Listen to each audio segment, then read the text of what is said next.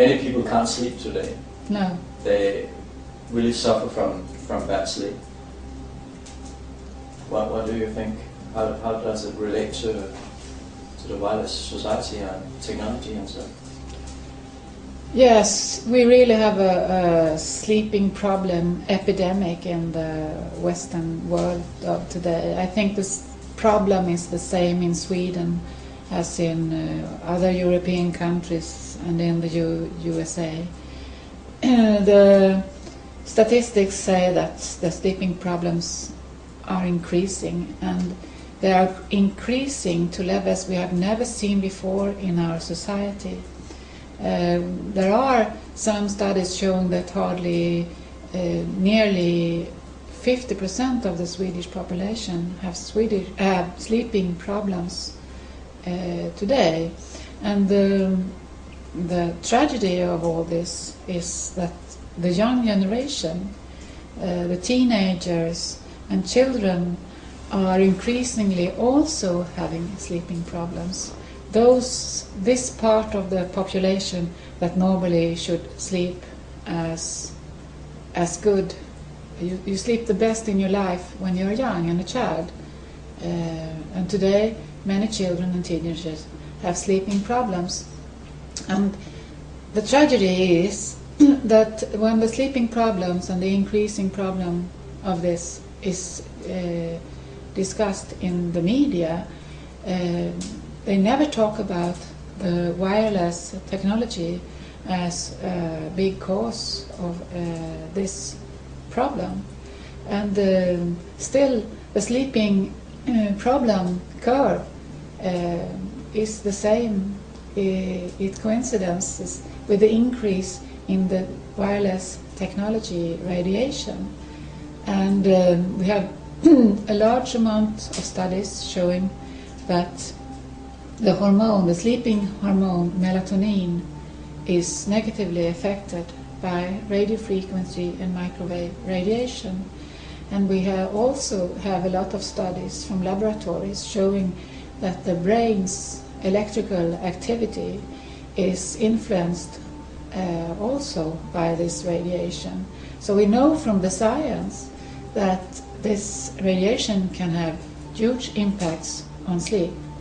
And sleeping problems are furthermore the most frequent symptom that people witness about from that are having problem and that can relate clearly their problems to the exposure of this radiation from mobile phone, moths and base station antennas.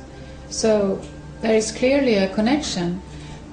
Still, this is never discussed in the media, that the radiation can be the cause of the sleeping problem. And of course this is awful, that people try to treat their sleeping problems by all other means, and they don't go to the source of the problem because they are not informed about this problem. Because, of course, like all other problems with this wireless technology, is a big threat to a very powerful industry. So that's why we are not given this information. And of course it's a tragedy to have sleeping problems for a longer period can cause serious threats to your health and can be the root of many other health problems, which is well known by sleeping experts on sleep. I heard, I think it was a Swedish doctor or something, he said he has invested in, he has researched, you can say, in sleeping patterns, and he saw that if people were using a mobile phone in the evening, 9 o'clock, 10 o'clock in the evening, people's brainwave activity would not be normal until 3 o'clock in the night. And when I've been advising people to get rid of their decked cordless phone at home, they have within 3-4 days, you say, come back and said, we sleep much better now. Yes. In just 3-4 days. And we have so many witnesses of experience from real life that people say, when I get back to my apartment in the town, I can't sleep, but when I go out to my country cottage, where there are no mobile phone antennas, I discovered that I can sleep. I sleep as a child, they say. But when they come back to town, they can't sleep again.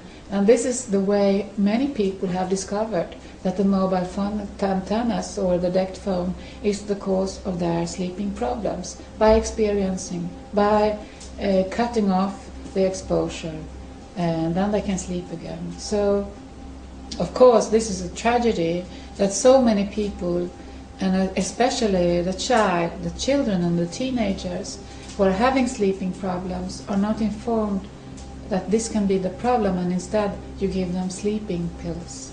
And the prescription of sleeping pills to young children has doubled or tripled the last year in Sweden, and that is really an awful thing to see. But then people say, oh, if you can't sleep in the city, it's because there's so much noise.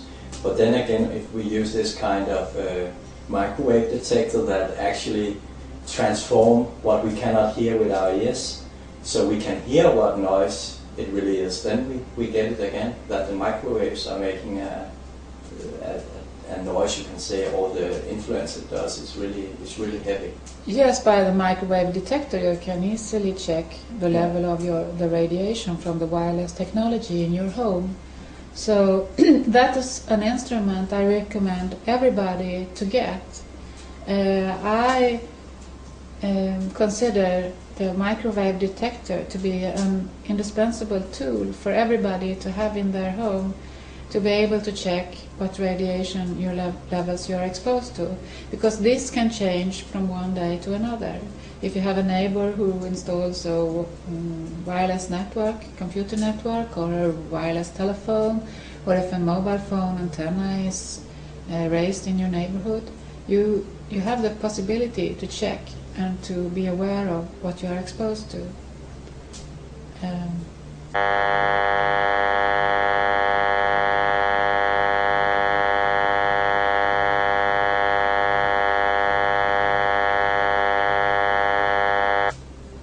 So I think this is a great tragedy that so many people are kept in the dark about the real source of their sleeping problem, the real cause of their sleeping problems.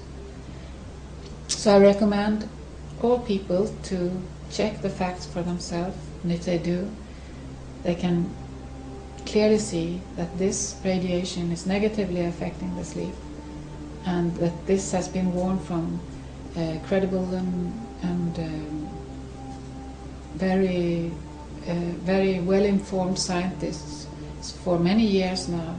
Among them, for example, Professor Santini from France.